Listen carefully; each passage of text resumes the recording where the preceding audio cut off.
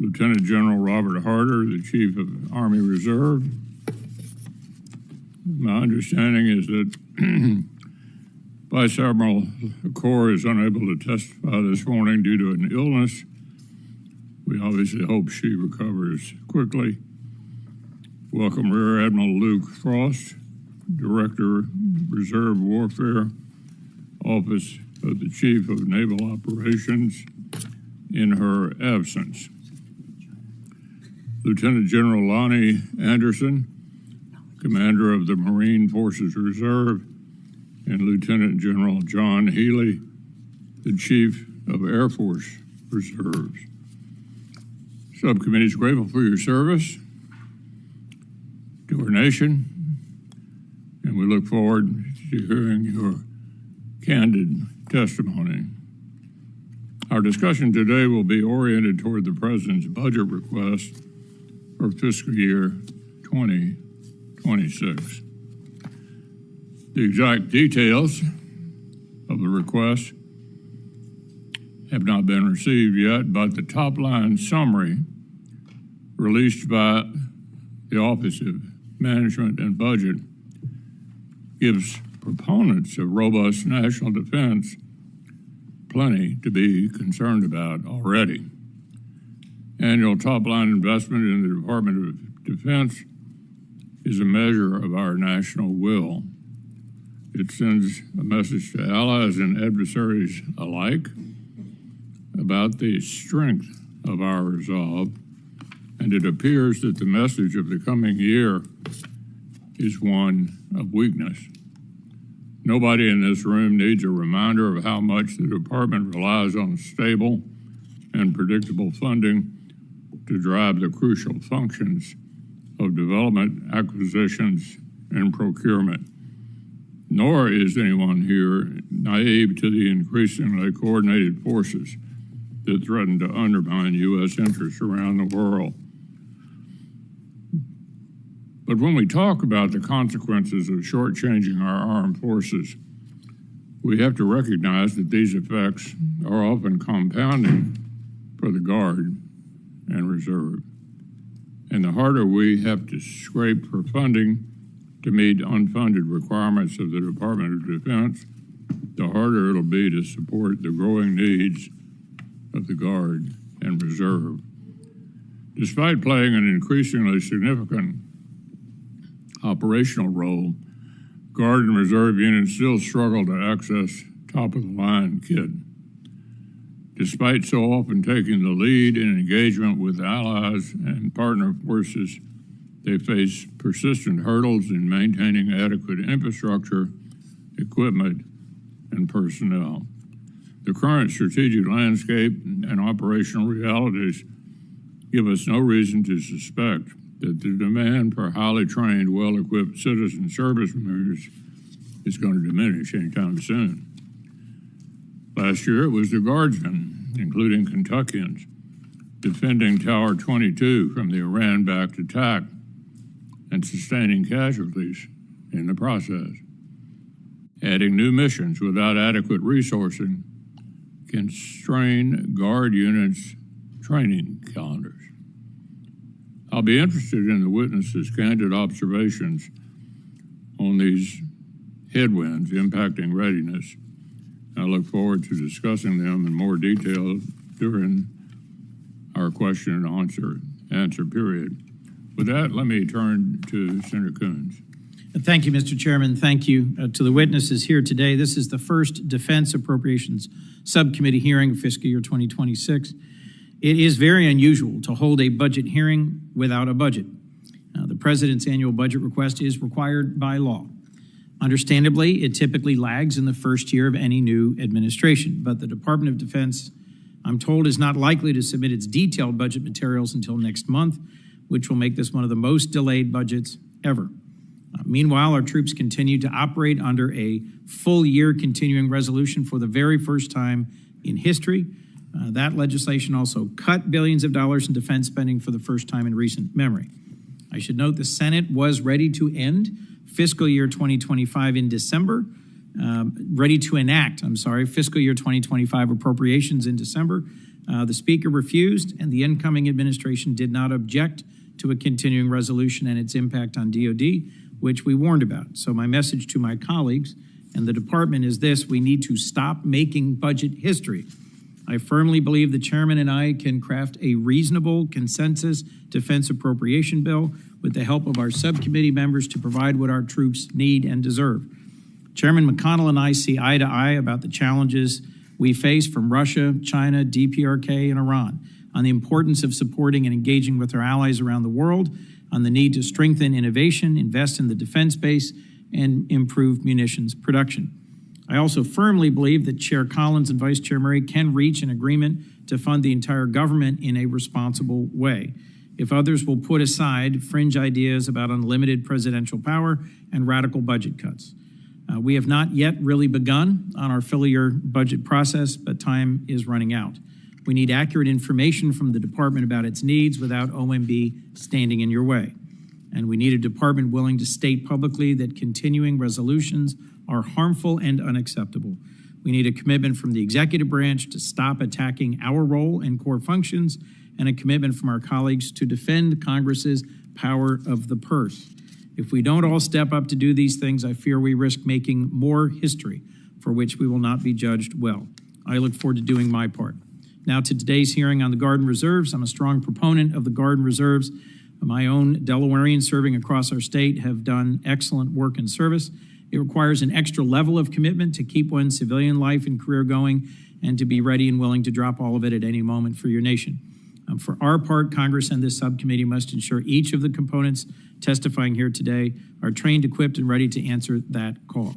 This subcommittee has to ensure you are ready for a demanding conflict, especially in the Indo-Pacific, at the same time tending to domestic needs. We know the Southwest border deployments are taking more time and money, and I believe risk eating into readiness and training. I'm concerned our nation has crossed a red line by asking our military to serve effectively as law enforcement personnel domestically, something I will ask about during this hearing.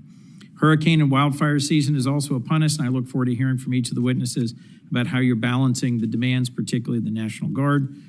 I am concerned about the service's readiness and the 1-2 punch of cuts to your O&M accounts to pay for operations abroad and at the border, items normally covered in a supplemental, and the civilian hiring freeze and deferred resignation program.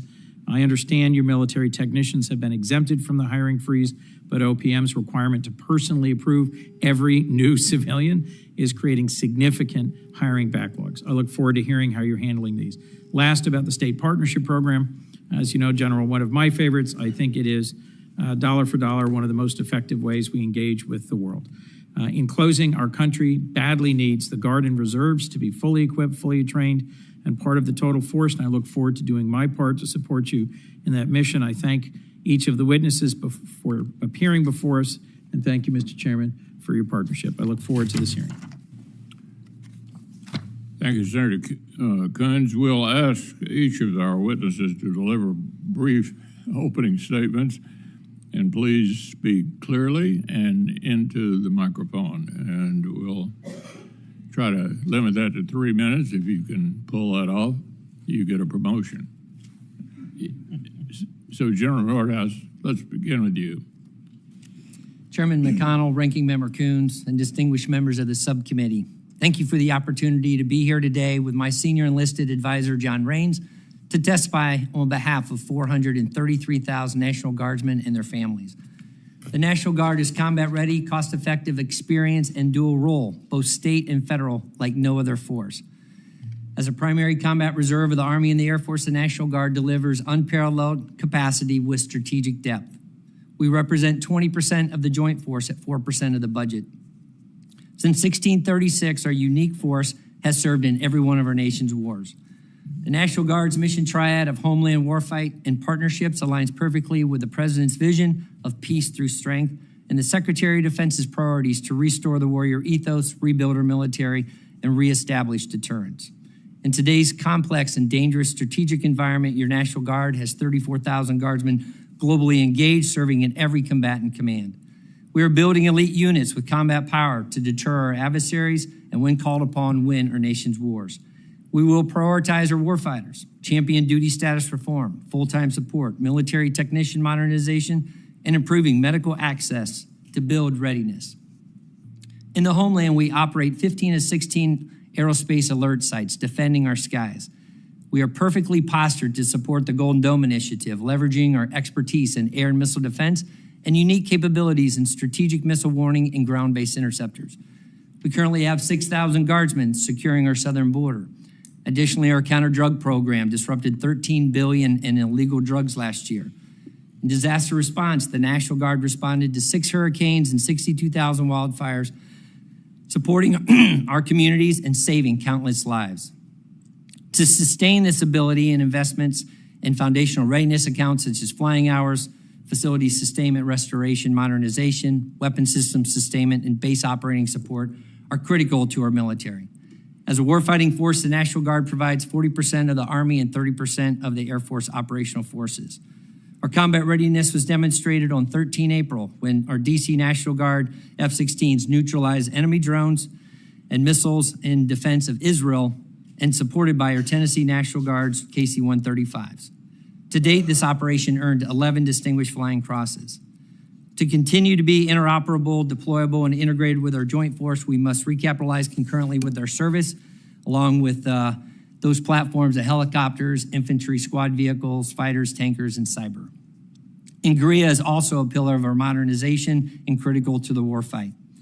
Our partnerships across every zip code and 60% of the nations worldwide build trust and capacity and resilience to strengthen our national security. Federally, we work with interagency partners countering drug trafficking and defeating cyber threats. And globally, our state partnership with 115 state partner nations conducted 1,000 engagements in 2024 at 1% of the theater security cooperation budget.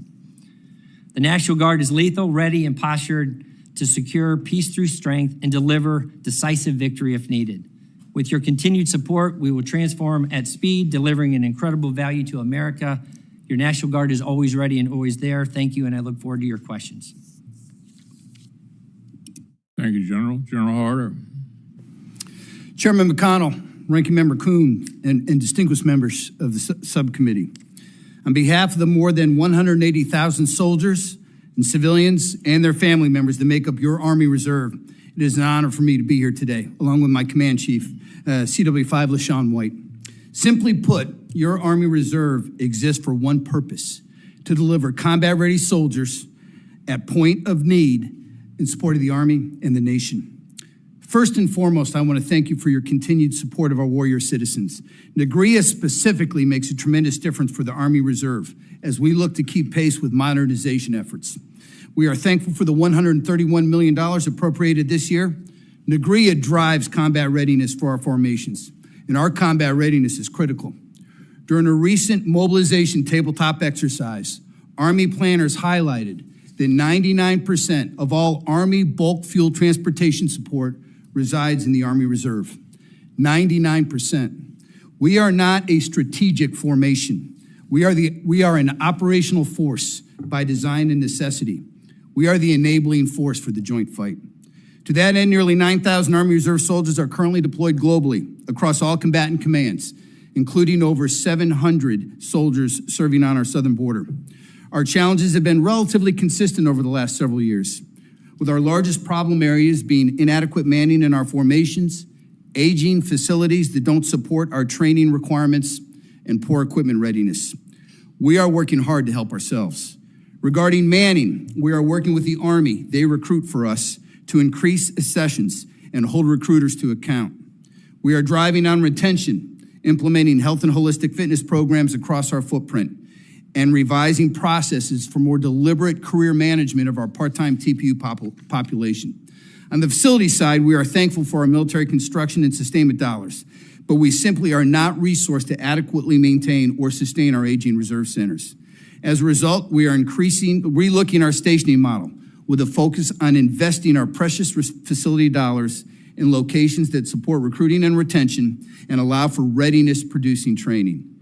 Finally, maintaining our equipment is hard. Nearly 80% of our equipment is stored at equipment concentration sites located across the country.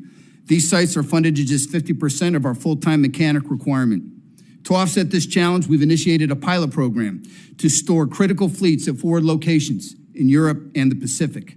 And we've remissioned our internal support maintenance companies to conduct their annual training at our centralized sites, turning wrenches, fixing our equipment, and improving readiness. There are 3 areas that I would ask for your continued support. First, continued support of our reserve pay accounts, RPA, despite our end strength challenges. We are aggressively managing our people and seeing increased participation rates at our battle assemblies. RPA dollars make a difference. Continued support of NAGRIA. NAGRIA allows us to procure modernized equipment that drives lethality and readiness.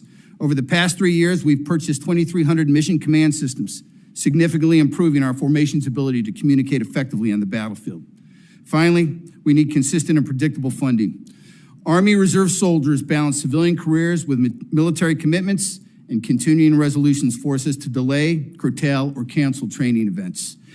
Predictability is essential for our soldiers, their family members, and their civilian employers. We appreciate your support. Again, thank you for the opportunity to be here, and I look forward to your questions. Thank you, General Harter. Admiral Ross, why don't you go ahead? Good morning, Chairman McConnell, Vice Chair Coons, and distinguished members of the subcommittee. On behalf of our Chief of Navy Reserve, Vice Admiral Lacore, thank you for the opportunity to address you on this force of which we are all extremely proud.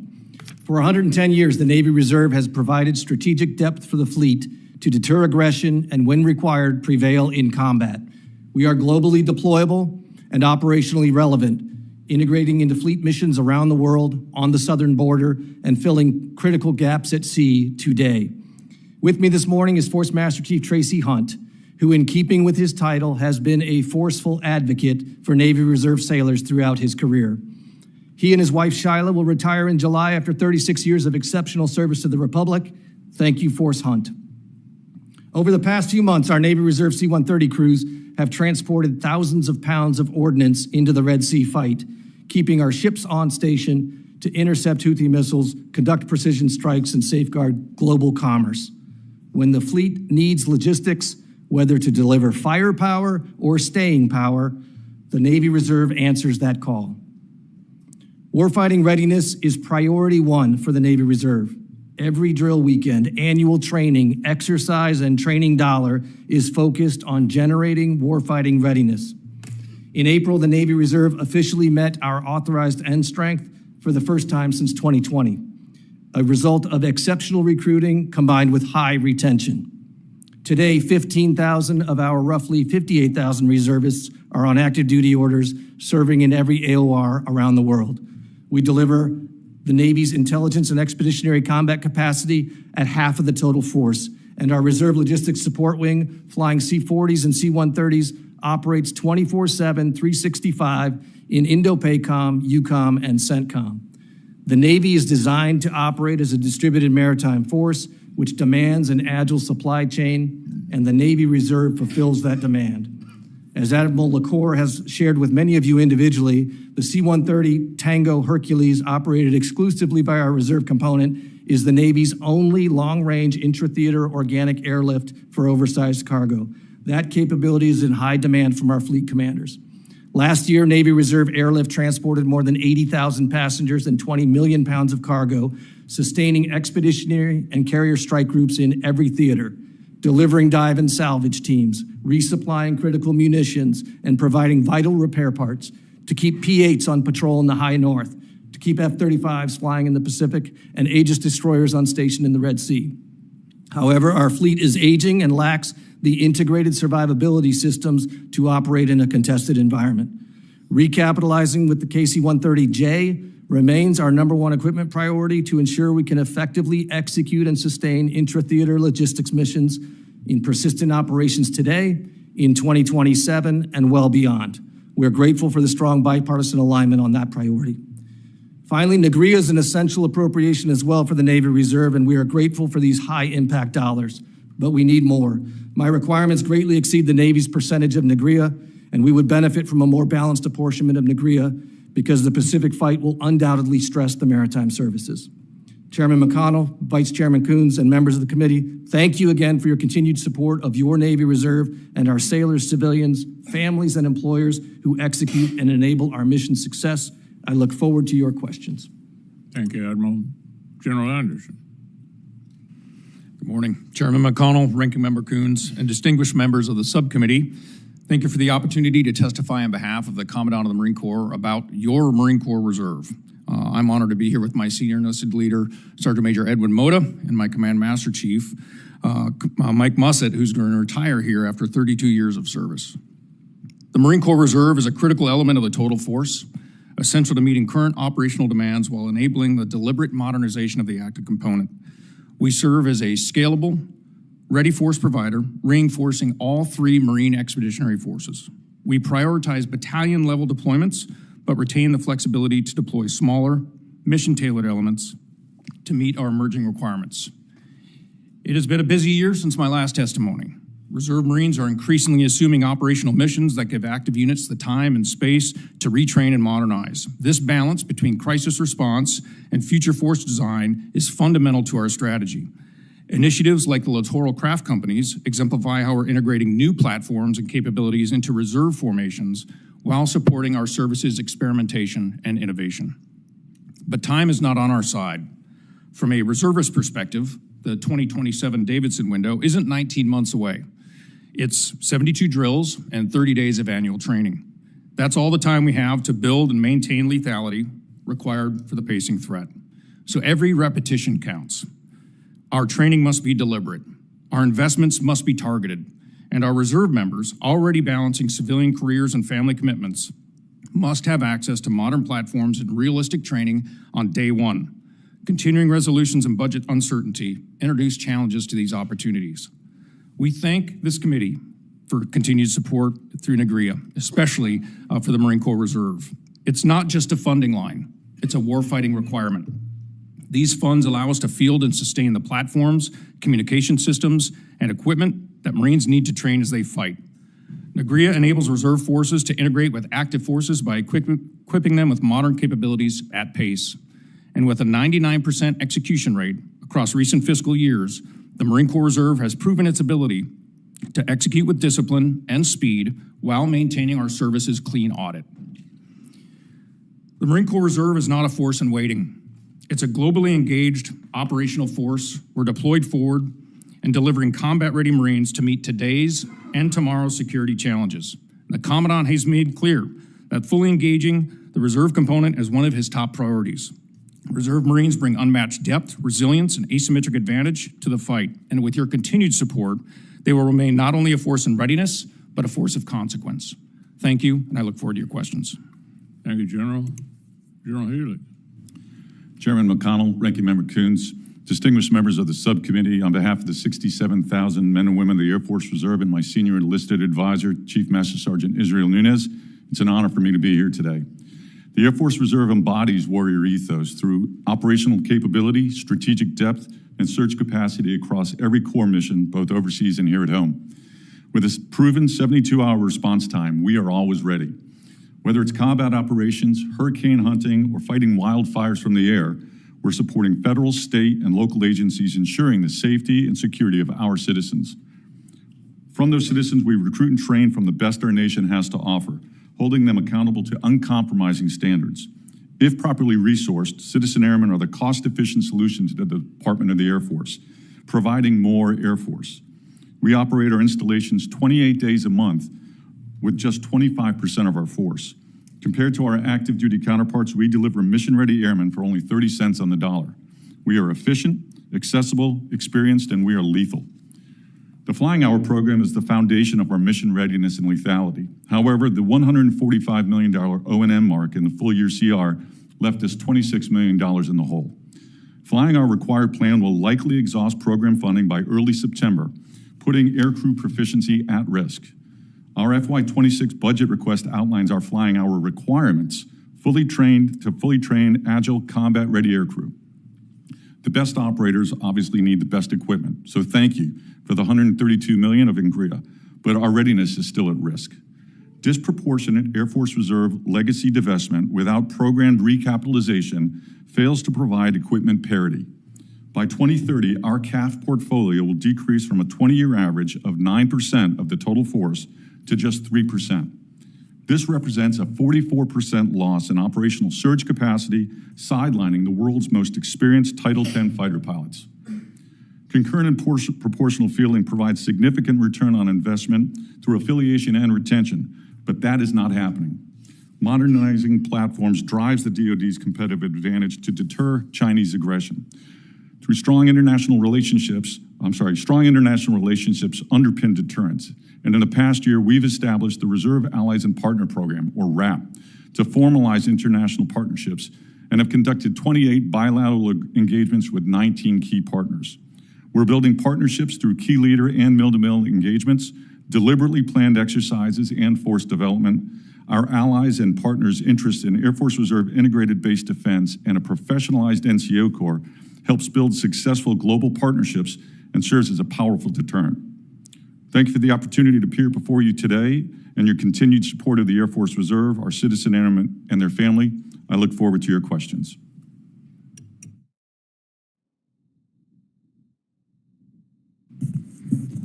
I recognize my promotion is temporary. Thank all of you for your presence today, and a number of you I have met with in my office before this hearing, and I'm grateful for those conversations.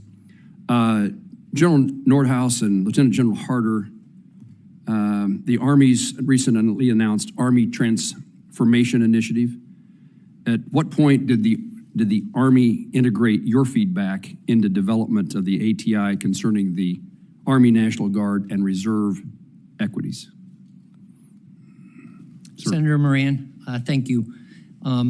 Right from the beginning, the Army National Guard works incredibly closely with our Army, and I felt like Secretary Driscoll and General George and I also had discussions. So from at all levels, right from the very beginning, also asked General George to come out and speak to all the adjutants generals along the way and making sure that we're going back. And as we get to the future of a leaner, more capable force, we look forward to transforming with the Army at the same time at pace and speed so that our formations across the board, 8 divisions, 27 brigade combat teams are capable and ready to respond in the homeland or overseas as needed for our nation. Thank you, sir. General Harter?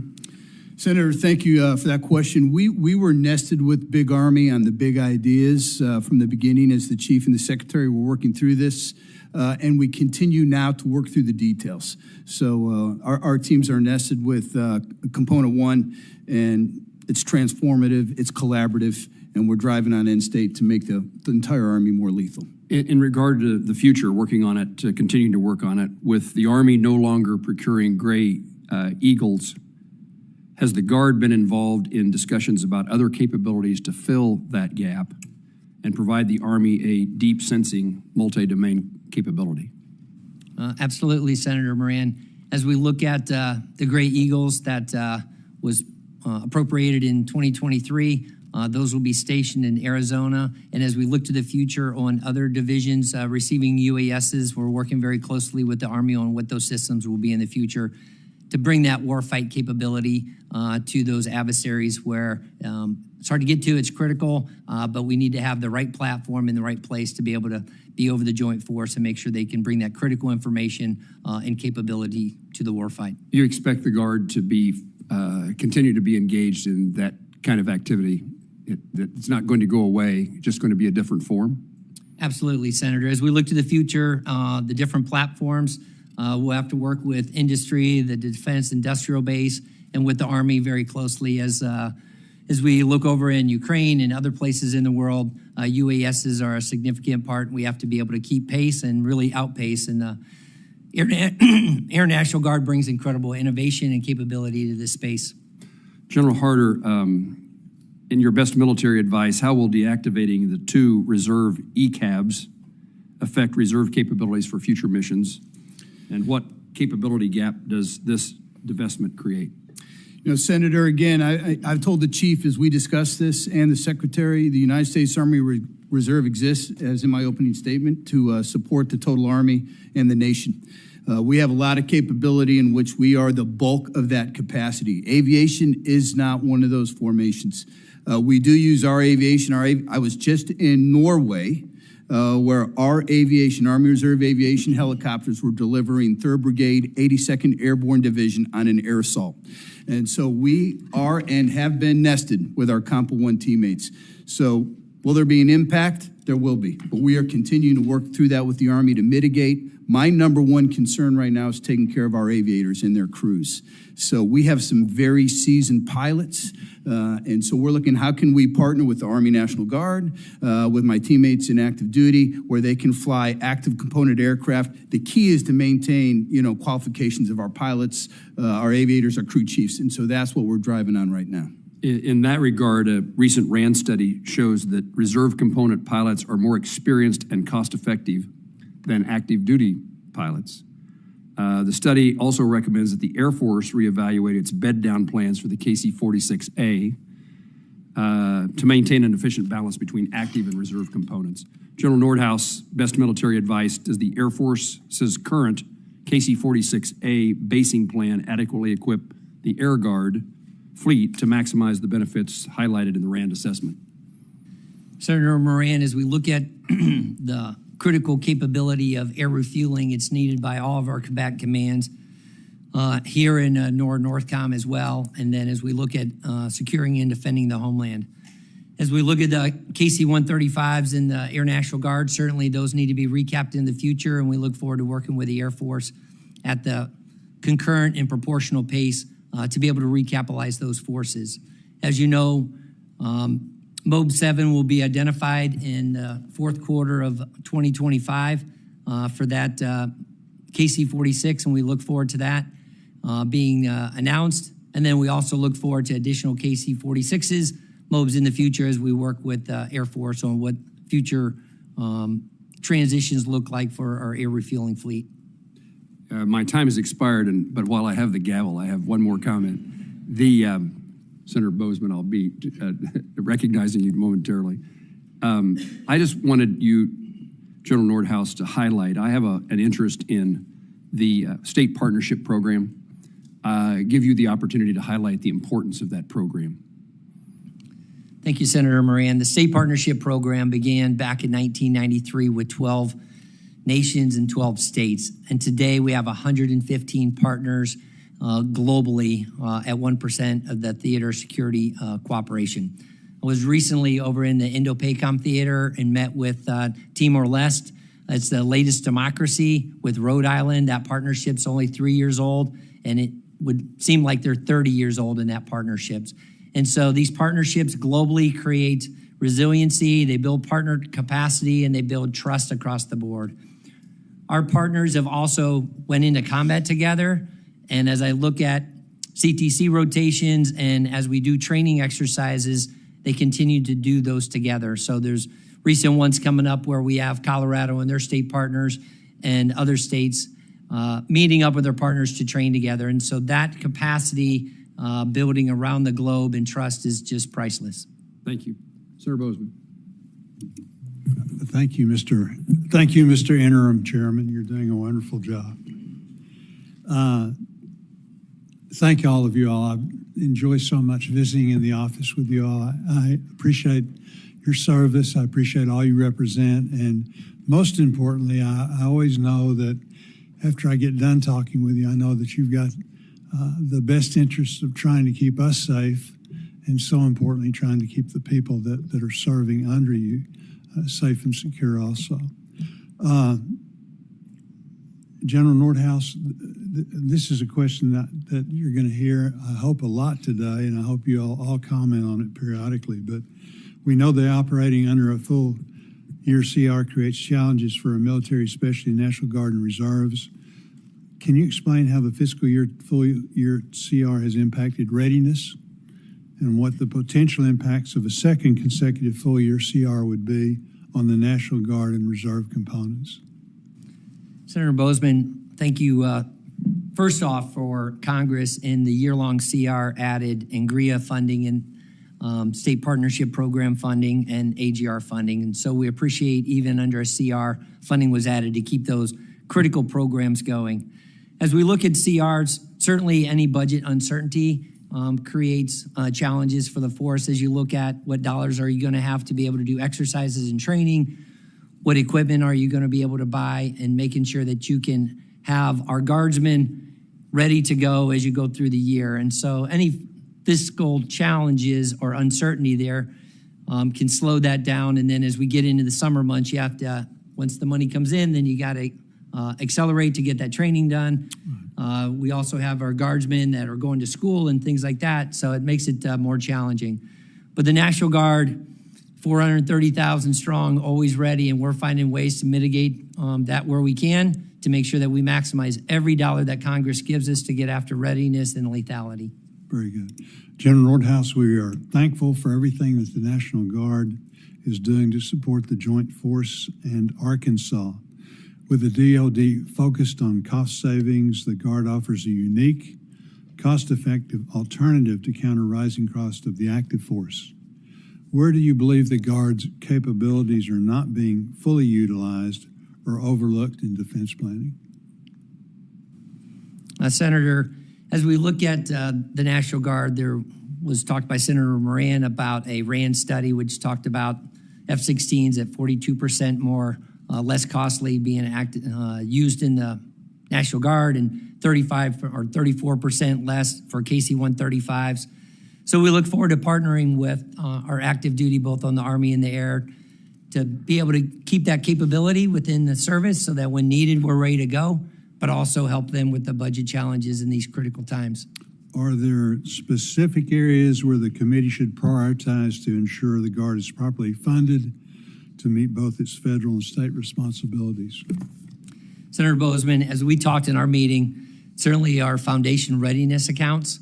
So as you look at flying hours, we're going to end flying hours probably by the end of August this year. Facility sustainment, restoration, modernization, every dollar gets after our aging facilities, and those facilities are the focal points for our guardsmen coming in, and they help with retention and recruiting. But if they're great facilities, they also help us get after readiness and training for the warfight. Weapon system sustainment, having the parts and the equipment ready to go. So our full-time force is able to prep that equipment and have it ready to go. So when the guardsmen, traditional members show up, that they're put on equipment that's ready to go so that they can use every minute that we have for them over the weekends or when they're on duty to be able to get after building that readiness for the warfight. And then certainly our base operating support. Those accounts are critical to make sure that we can take care and make sure the bases are ready to receive the soldiers and airmen as they come in and get them to where they need to go to get the training done. Very good. General Harter, we've discussed previously the Army Reserve's innovative use of funded reimbursable authority. It's clear you're thinking creatively about how to strengthen the Reserve's capabilities. Can you provide an update on how funded reimbursable authority is being used today and what challenges are limiting your ability to fully utilize this authority? Thank you, Senator. It was great meeting with you in your office too. Thank you. We got a lot of great folks from Arkansas on our team. Tim Griffin was recently with us. I will tell you, funded reimbursable authority right now, we're focused on using it in our military intelligence community, and it drives incredible amounts of capability and readiness for our Compo 1 teammates. And I think the more authority we have to use that outside of just the military intelligence spectrum with all the other capabilities that we bring to the fight, it's a value training for our formations and it delivers capability for the nation. So we'll continue to pursue that. Very good. Thank you, Mr. Interim Chairman. Thank you, Senator Bozeman. General Healy, I didn't have a chance to ask you a question in the time allotted me. Today's Air Force Reserve represents a much lower percentage of the Air Force's total fighter fleet than it did a decade ago. One proposal would maintain this fighter capacity is in the Air Reserve at the 442nd Fighter Wing by backfilling the current A-10 mission with F-15Es. In your best military advice, do you support that strategy? Thanks very much for the question, sir, and I appreciate you reaching out to your partners to the east with regard to this. I absolutely would support that. As in my opening statement, we are seeing a significant decrease in our fighter portfolio over the last 10 years. In addition to Whiteman scheduled to divest in 28, Davis-Monthan is scheduled to divest their A-10s prior to that. There's no planned recapitalization yet for the Moody A-10s. The Nellis F-16s are divesting at the end of this year, and there is no program replacement for the F-16s at Homestead past 2027. All significant decreases in our fighter portfolio. Specifically to the 442nd, these are the guys and gals that specifically are the warrior ethos. With the scheduled divestment of 2028, they volunteered to go deploy one last time in 27 to make sure that they get one last chance to give the hog a look.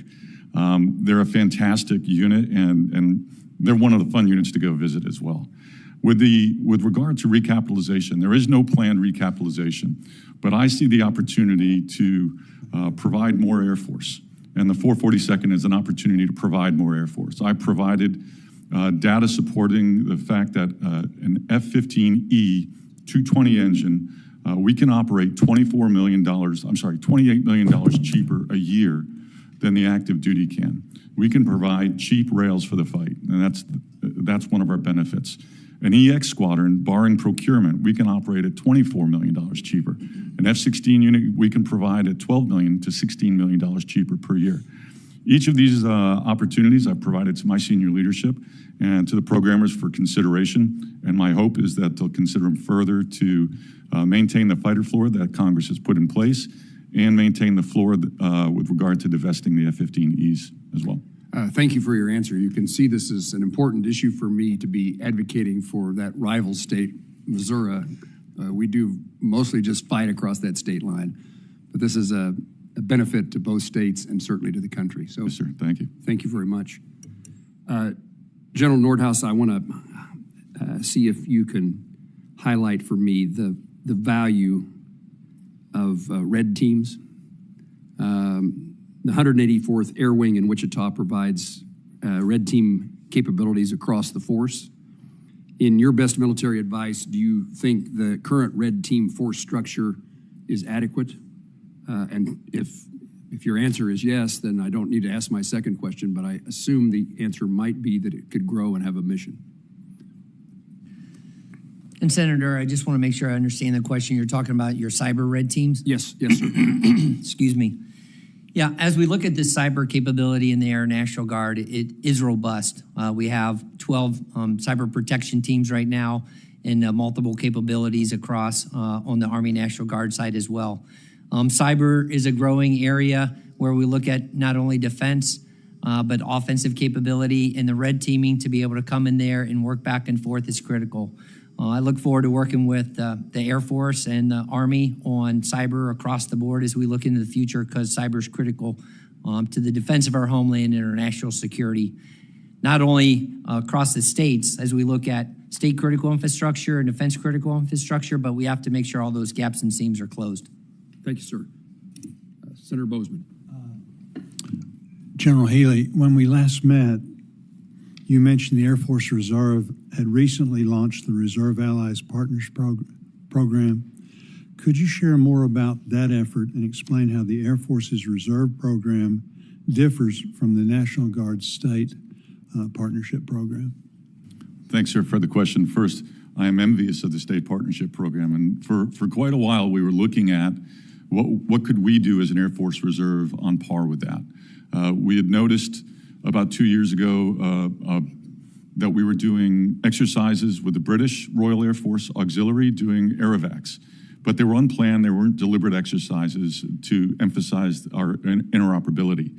Last year, during the preparatory for HACD, Representative Case from Hawaii asked me what my relationship was with the Philippine Reserves, and I told him we had none. Since that time, we've developed a Reserve Allied and Partners Program.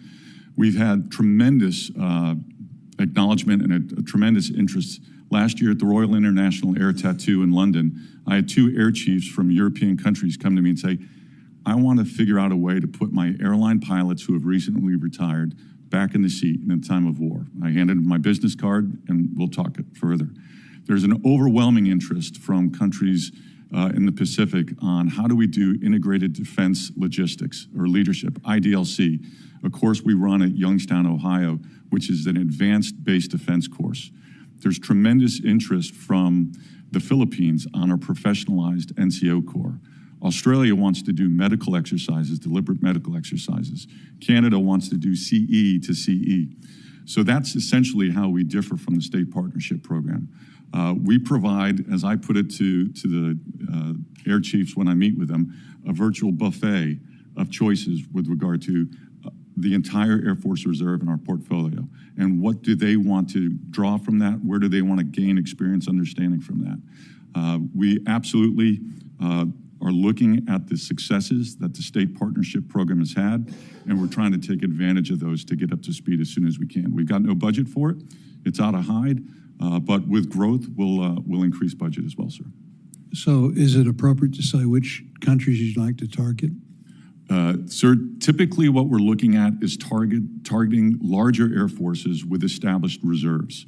So interestingly enough, for instance, the Royal Air Force Reserve is only 3,000 people. But then my Air Force Reserve is actually bigger than the Royal Air Force. So we look at scales in terms of how we can work together. But specifically, we're trying to go to countries that have an established reserve already. Very good. Thank you, Mr. Chairman. Senator Bozeman, thank you. Starbase, I've taken an interest in, General Nordhaus. But following the CR, our fault, not yours, we've experienced these temporary closures of star bases, and that is troublesome to me. And again, we'll do everything we can one more time to make sure we don't have another continuing resolution. But how long, how can the current funding get this program through this fiscal year? What do you expect? Will there be another pause, or can we get through the fiscal year with the money that you have? Senator Moran, first off, I'd like to give a shout out to both of your adjutants generals as star bases go across the 54. There's 90 locations, and General Venerti and General Bridges, once again, just do amazing work. And so as we look at the star-based program, I don't have the exact dollars, so we'll have to get back to you. But I know how important those programs are, the STEM, and what they bring to the fight and to our youth as we get after building our youth so that they have those engineering and mathematical skills that we hopefully bring into the National Guard or to our armed forces so that we can have the best and the brightest and the most skilled, capable people to defend our homeland, respond in the homeland, and win our nation's wars if needed. I'll get back to you on the statistics and facts. Thank you very much. We were discouraged to learn that star bases were going to conclude their work, and enough money, fortunately, was found to keep them temporarily going. I would like to see that we make it through at least this fiscal year and give Congress another chance to, and the administration to get its work done. And thank you, Senator, for the support. You're welcome.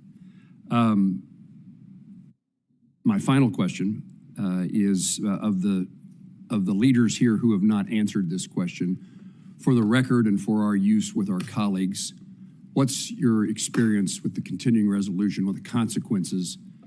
Help us make the case that a continuing resolution is not, I mean, we've never done what has happened this past year has never happened before. Tell us why it shouldn't happen again. And I'm not sure, several of you have spoken about this, but if you have something you'd like to make the case for us or help us make the case, I'd be glad to hear your answers. General Anderson, you seem anxious. Yeah, well, from the maritime side of the table, Senator, we'll, yes, sir. I have three different areas really in the CR, and again, thank you for the NAGRIA under these conditions. That was certainly helpful. But where it most affects us is people. As you know, with reservists, our most precious resource is time. And what I lose is time with reservists under a CR. How? First of all, the active duty support orders, those have been turned off for the rest of the fiscal year, or any additions to that, I should say. So some of that would certainly affect our exercises and training. What we see as we integrate with the active component, as they have to reduce some of their exercises due to their operational funds being reduced, is that now there are limited opportunities for our reservists to train alongside our active component, which is exactly how we're going to operate in Indo-PACOM. And then lastly, we've had to discontinue our enlistment incentive bonuses for reservists. So now there's reserves that wanted to stay in, they haven't been able to sign up, and we're hoping for the next fiscal year that we are able to keep them on board. And as his amphibious partner here, thank you for saying the naval services. I would say, again, I would echo the thanks for the NAGRIA in the CR. Those are very C-130 informed are a year old.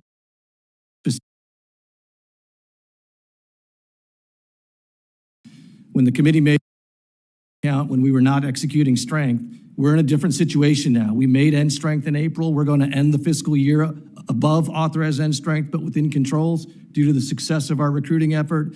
And so that reality doesn't necessarily carry through in the process when we're taking a CR and carrying it forward, if that makes sense. Thank you. And Senator, for the Army Reserve, again, it's just like my teammates. It's our reserve pay accounts most affected. I think with the CR, it was about $186 million less than our president's budget submission. And so that affects cutting orders, soldiers that were scheduled to go to school, exercises, all of that affects the predictability of our formation, which really is the most important piece for us. And if I could just share one thing to Senator Bozeman's point on partnership with reserve forces. So we do a lot of partnership. Don't mean to veer into this, sir, but we do a lot of partnership with other nations' reserve forces. I was just in Poland. We partner with the Estonians and Philippines, of course, our Five Eye partners. But last year, we hosted a forum during AUSA in October where we invited many reserve force partners to come. We had from many nations were there. And my British teammate, Mark Lancaster, two-star general, I thought he said it was a poignant statement. And he said, the war in Ukraine right now is a war being fought between two reserve armies. And so all of us, we take that to account, and we're laser focused on making sure our young men and women are ready. Just wanted to share that with the committee. Sir, from the Air Force Reserve, the biggest thing that the year-long CR affects us with is the ability to be predictable and stable. So that's the bread and butter of the Air Force Reserve, the ability to know in August that I'm going to request time off from my civilian employer in October, and knowing that I'm going to have those orders available to me. What's ultimately happened is we've driven behavior changes where reservists will no longer sign up to serve in October because they can't adequately predict that they're going to have orders to work. Likewise, from a training perspective, when I look at exercise planning, we are very hesitant to plan on exercises in August and September because if a CR exists long-term, or if we get marked later in the year, as in this year, we're likely not going to have the funds or the manpower to be able to participate in those exercises. Much like the Air National Guard said, and in my opening statement, we are likely to ground our airplanes the first week of September this year because we're $26 million short of executing our flying hour program. It's going to directly affect the degree of how ready we are, sir. Moment of sunshine has come to an end, and my temporary position is disappearing. But thank you all for your presence here today, your leadership, and we have the greatest regard for you and for the men and women you lead. Thank you. Senator Coons and I had a couple of votes. I'm not quite sure where you all are, but let me address the things that I'm concerned about briefly. Well, what are the lessons that the National Guard and Reserve are drawing from ongoing conflicts in Ukraine and the Middle East, particularly regarding the changing nature of warfare, including the use of drones and other emerging technologies? And how are these lessons influencing training, force readiness, and future resourcing?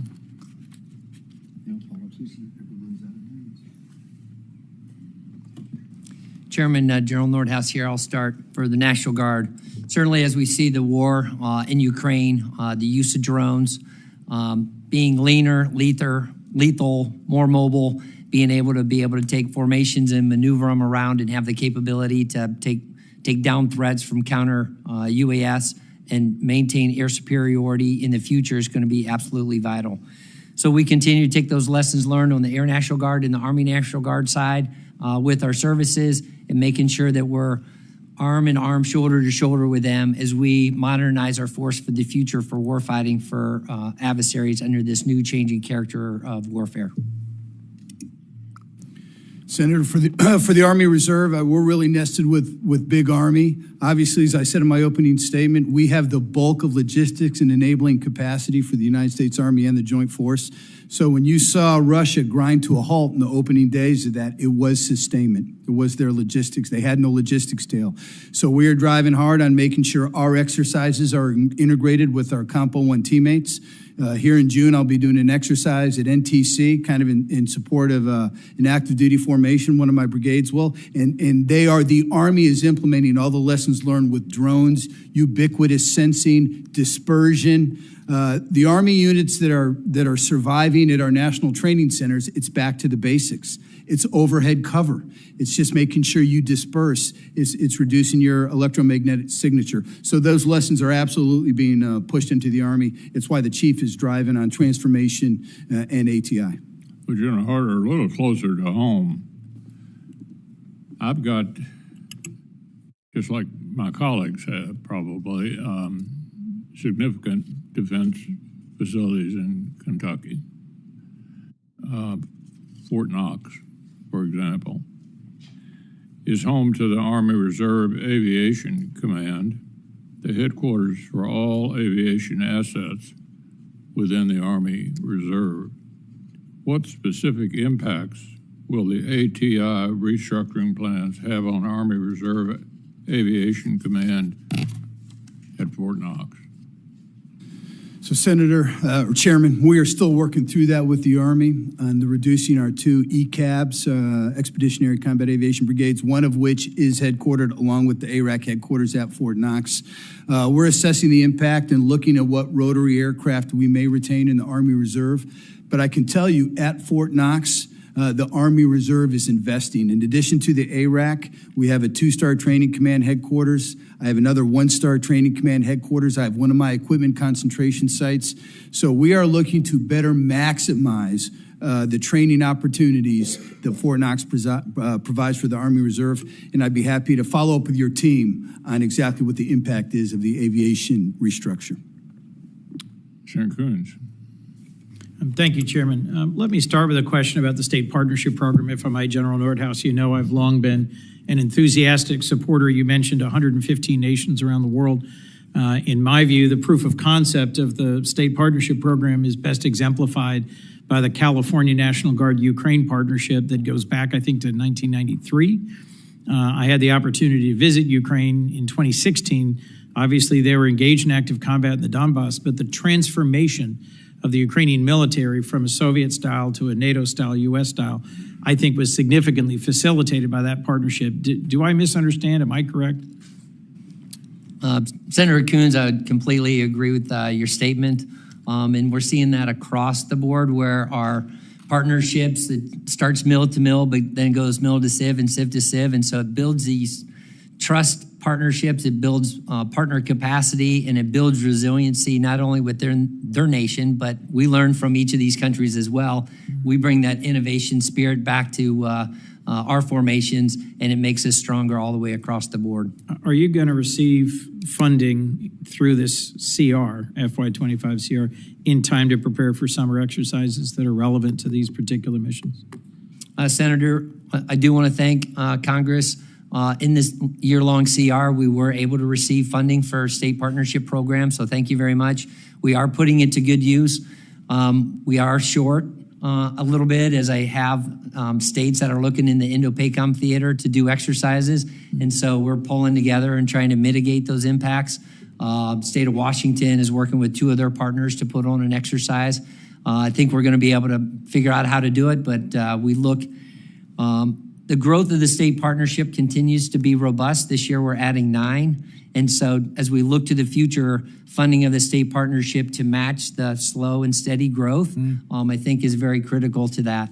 We're seeing nations continue to want to partner, and we're seeing states continue to put in and apply for these partnerships. And they're very robust, and they really fight. And I probably get most consternation from the adjutants generals when they're not selected for, a state. But we have an incredible, transparent, and repeatable process in selecting, and we work with not only OSD, but Office Secretary of Defense, but also the State Department and the COCOMs to make sure we match up the right partners with the right states. And I have visited deployed units of National Guard from 6 different states in the field, from Latvia to Djibouti. My hope is that my state, which has long had a partnership with Trinidad and Tobago, has an air reserve or air guard function in cyber, and may well be able to expand to Malta, but that's a competitive process. Just know that I view the state partnership program as something that is a real force multiplier, low cost, high impact. We talked about KC-130s. You mentioned that as the next platform. I'm concerned about the NGRIA accounts. I think literally all of you referenced NGRIA and the importance of keeping whether it's old aircraft or other platforms working, and money that's going into maintenance that could instead be put into new platforms that would require less maintenance. I would just be interested in you are supposed to, all of you, be receiving proportional and concurrent fielding of modern equipment, but we are at or near the lowest level in a decade of that.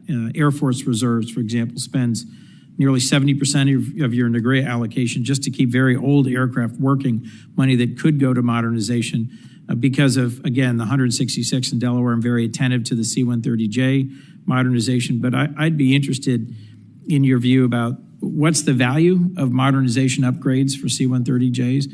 What's the value across any of your services for more NGRIA funding and that balance between maintenance and upgrade?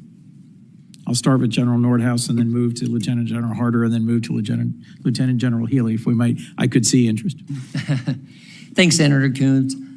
I'm going to quickly take you back to my time flying the F-16 over forces in Iraq.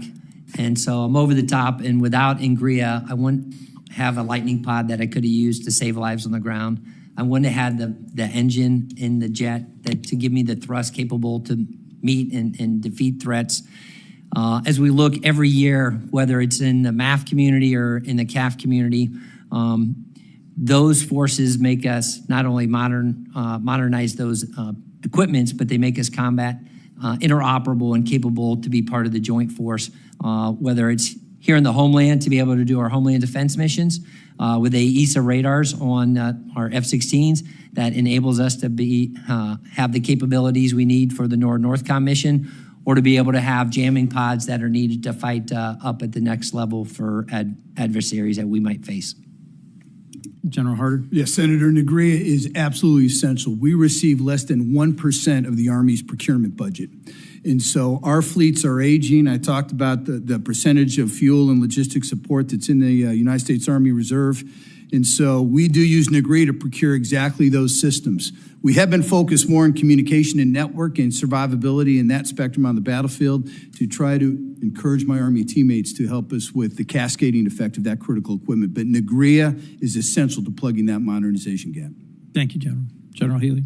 Yes, sir. NGRIA is an absolute essential part of our budget. That's 55% of our procurement dollars right there.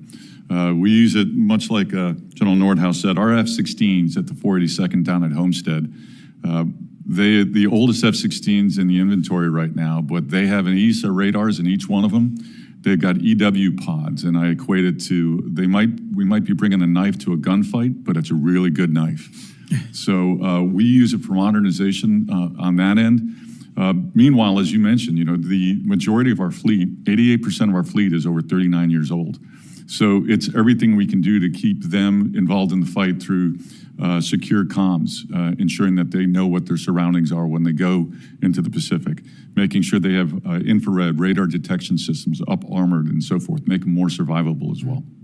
General Harter, you referenced in your opening forward deployment of some of your equipment into potential theaters. Could you just say a little bit more about overseas depots and how that strikes the balance in terms of training and readiness versus spending money on repair and maintenance? Absolutely, Senator. So right now, back here in CONUS, I'm funded to maintain really about 35% of my equipment. About 25% is maintained at home station. The rest, 75%, is maintained at one of my equipment concentration sites. In those mechanics, I'm funded about 50% of that requirement. So I really focus on units that are deploying, units that are going to major exercises.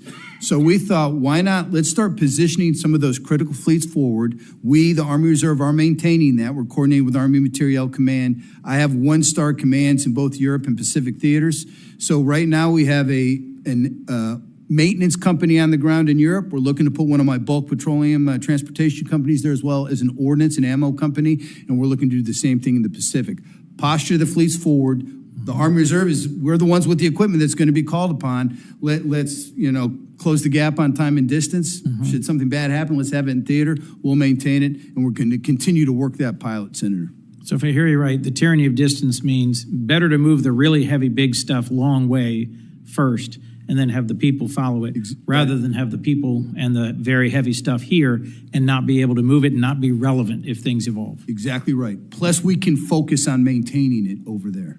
I think the logistics, my brother was second armored, the logistics lesson from those first few days of the conflict in Ukraine were huge, and that's part of the challenge of keeping an actually combat-capable force. A question to all of you. I understand there's another senator coming, so I'm just going to keep asking questions, unless you interrupt me, Mr. Chairman. Well, I think that Senator Shaheen and Senator Hoven are on the way. Is that right? Senator Shaheen. Good. Hope they get here soon. I've got more questions.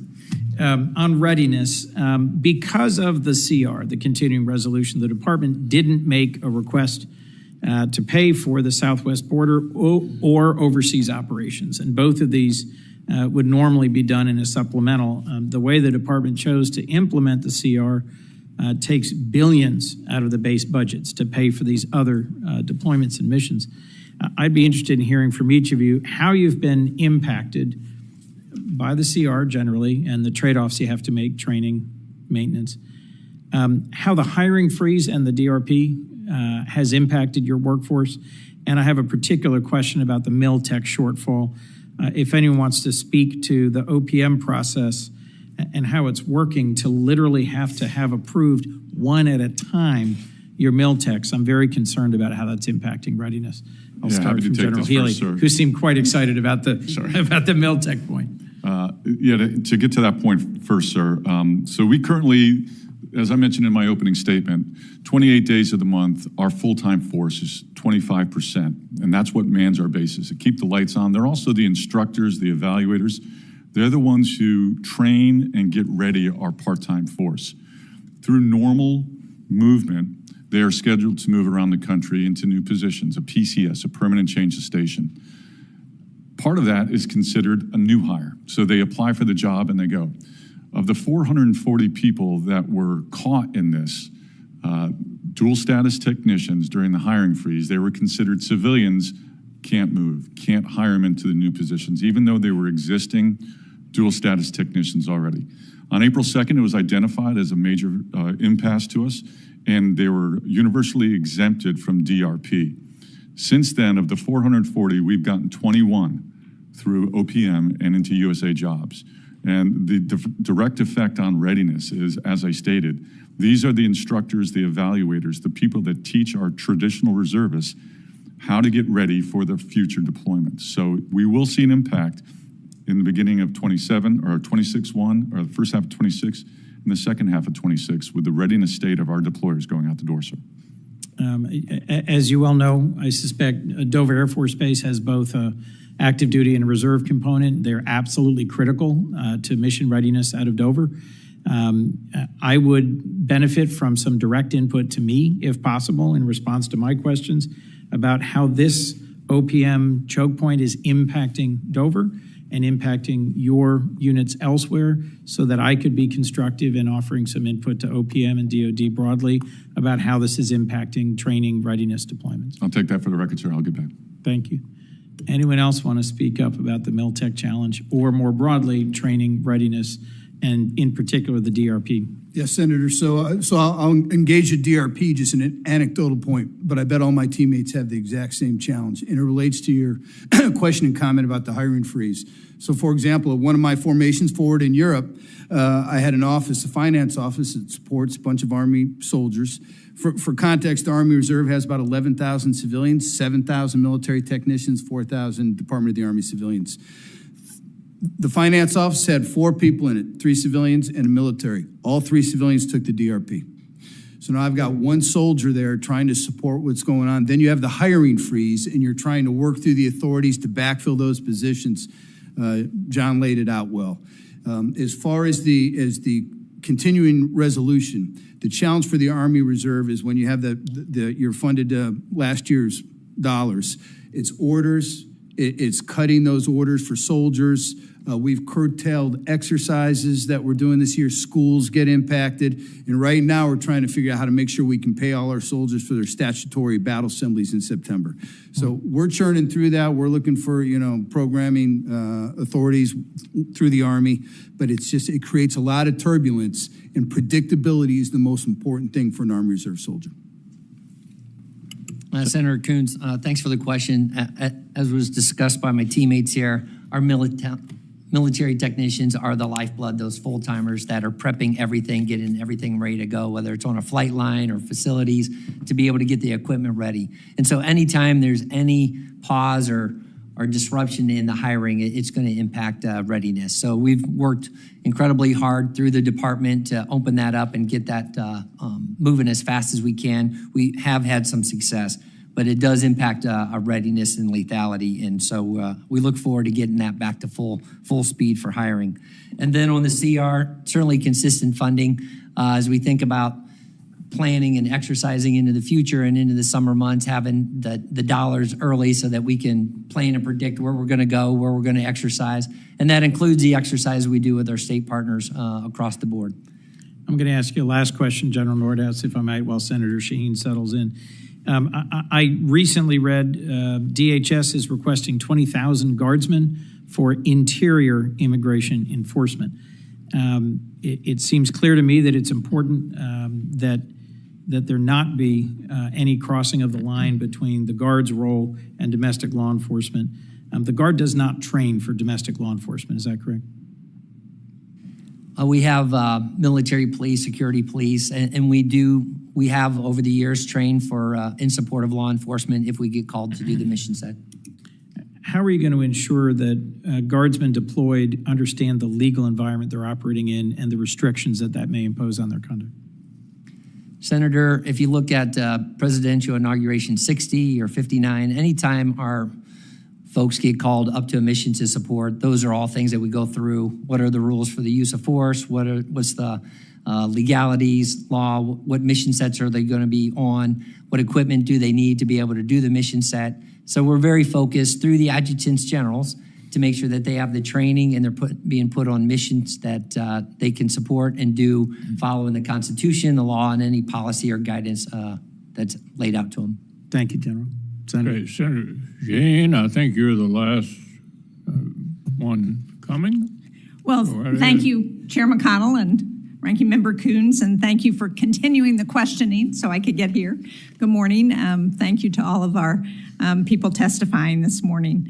General Nordhaus, I want to again thank you for coming to New Hampshire to see the 157th at Pease.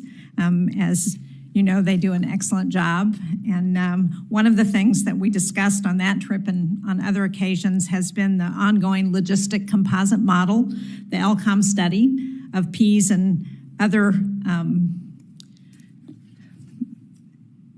operations around the country to take a look at releveling. And as you heard from us loud and clear at Pease, that would affect the 157th's ability to support Transcom. There would be about 12 positions for maintenance that would be threatened that would have an impact on the ability to keep that KC-46 fleet up and operating. And we're very proud of that as the first Air Guard in the country to get the KC-46. So can you give me an update on the status of the LCOM study and when you hope that to come out and what might be the end point of the study?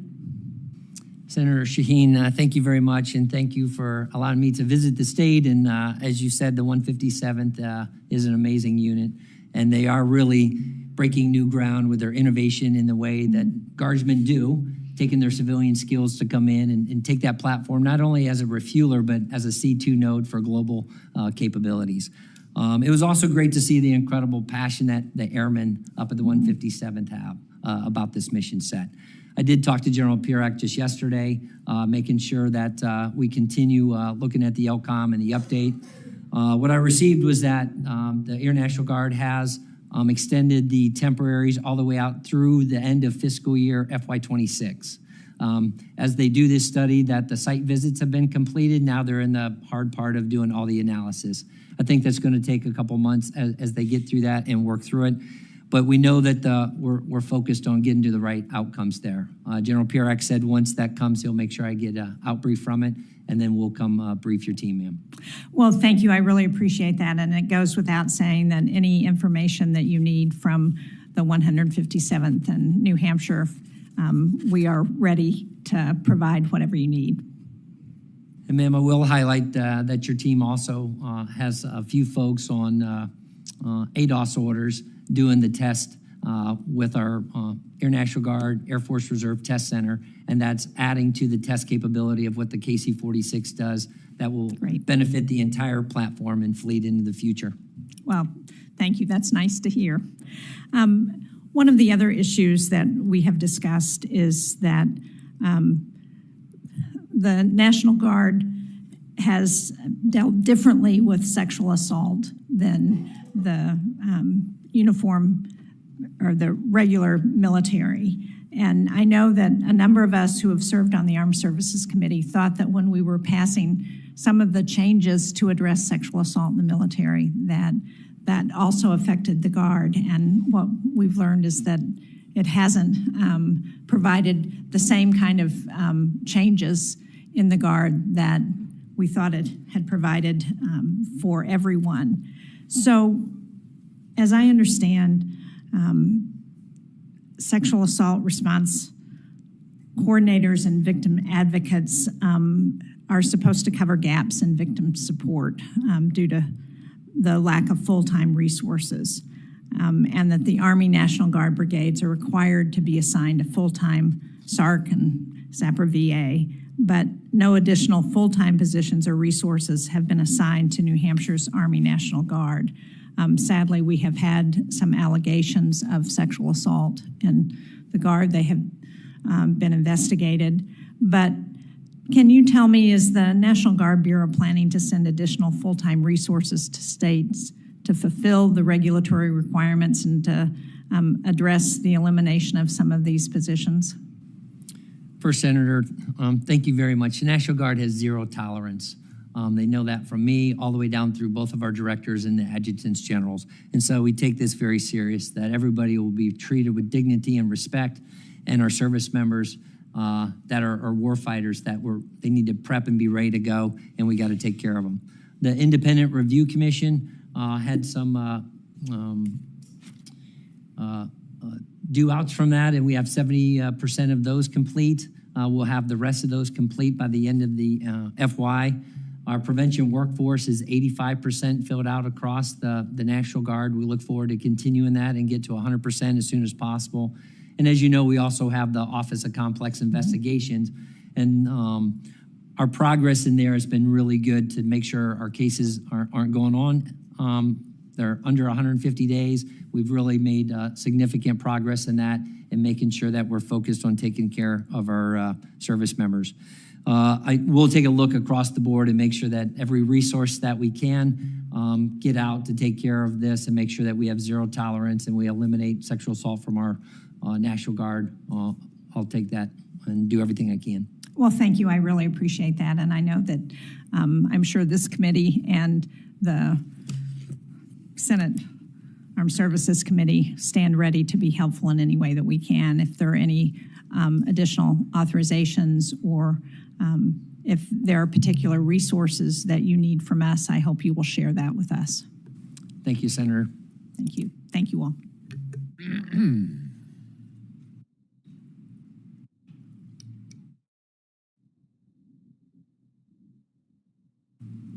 We are waiting for her. I need to leave shortly, and is Senator Mikowski? We understand she is en route.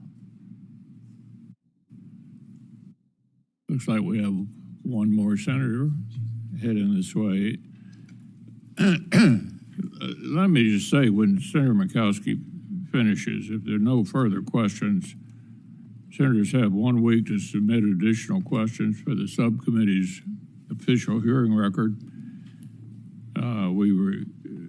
we request for a response from our witnesses within 30 days after that. And we'll stand in recess after Senator Murkowski finishes up. While we wait for Senator Murkowski, Rear Admiral Frost, you referenced, if I recall correctly, hitting your end strength and having particularly successful recruitment and retention. That's been a challenge across many different branches for different reasons for many years.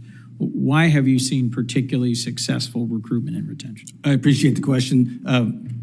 First of all, I think we took ownership of the recruiting mission for our prior service part of the force, which is 2/3 of our force, and that has really made a difference. We stood up under the Navy Recruiting Reserve Command, 5 designated reserve talent acquisition groups that have gotten after that problem ourselves, and I think ownership makes a difference, and we've done it. We're also 5 years into a transformation effort across our force as a resource sponsor to shift from what has been an operational support mission over the last 2 decades of a global war on terror to great power competition and to prepare for 2027. And I think that relentless focus on mission and warfighting readiness is important and resonates in the force as well, and we've seen extremely high retention. If I could take just a second as well to mention your logistics tie to Ukraine. I think that's really important for the Navy Reserve, and the same challenges that you've seen in that relatively compressed battle space. If you consider the Pacific and what we're going to face there, that's what really underscores the importance of us recapitalizing to KC-130Js that are going to double our sortie rate, that are going to pump gas twice as fast to customers on the wing, that are going to triple our footprint that those individual aircraft can cover, and then push 8 times the gas into the fight. That is going to allow us to cover that dispersed battle space, and that's something really important for us to get after, so I appreciate your support on that. Senator Ricketts and I just traveled to the Philippines and Taiwan together, and probably the most impactful day we had was flying in a P-8 over the West Philippine Sea and seeing the breadth of that actively contested space, and then working through the difference between logistics on the ground, where your resupply is coming from Poland right into Ukraine as opposed to your resupply coming from half a world away. Absolutely. Aerial logistics were born in the Pacific, really, in World War II. And the 5 days after Pearl Harbor is when a Navy reservist named Dutch Schildhauer established the Naval Air Transport Service that becomes the Military Air Transport Service that, frankly, evolves into TRANSCOM. So that was an extremely astute observation, sir. Thank you. Senator Coons, if I could, along with my shipmate here, mission and purpose is what keeps our reserve forces in. And as we have 12% of our Marines deployed forward, our reservists today, including Indo-PACOM. So there's a good chance you saw some of our Marine reserves over there in the fight. And I think that's how we're able to keep the numbers where we are. I'm actually 500 over the NDAA requirement this year. So Marine Corps Reserve is doing exceptionally well. Great problem to have. Yes, sir, it is. I don't mean to delay Senator Murkowski. I'm just enjoying myself here. So, thank you, Senator Coons. I appreciate that. And gentlemen, thank you for your leadership. Thank you for being here today. I had an opportunity to have direct conversations with several of you. I appreciate that.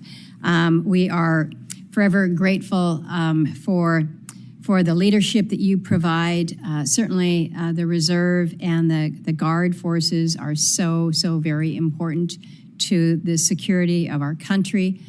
We certainly see the value and the benefit and are appreciative every day in my state where we see crucial operations performed daily. This is everything from the aerial refueling for the fighter jets that are up there pushing back on those Russian bombers off the coast. The search and rescue missions, of course, which are so key, the 24/7 radar operations.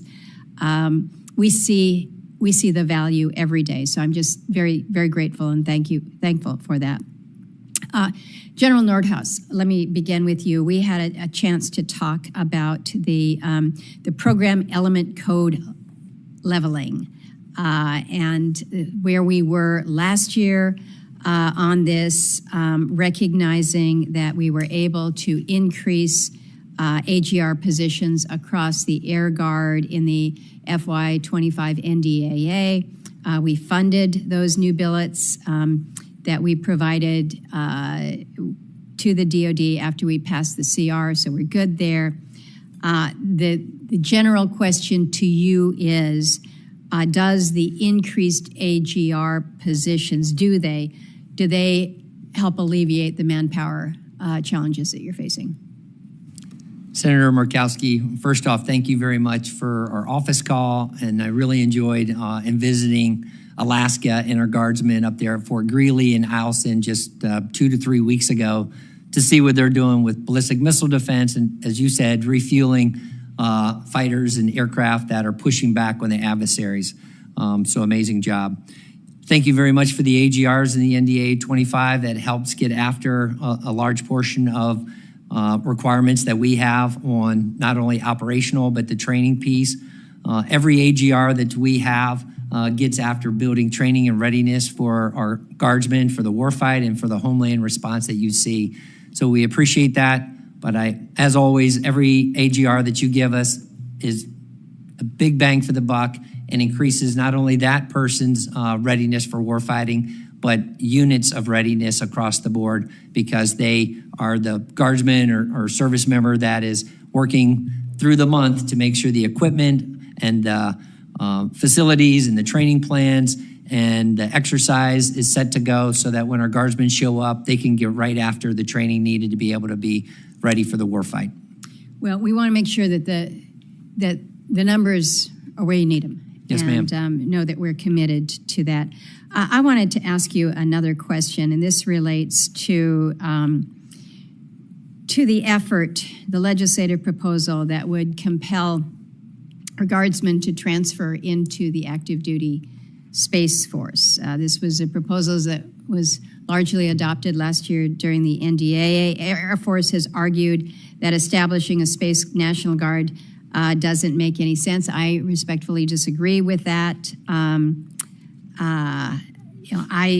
For a host of different reasons, I recognize that. But one of the things that we hear from Air Force is this perceived cost of establishing a Space National Guard.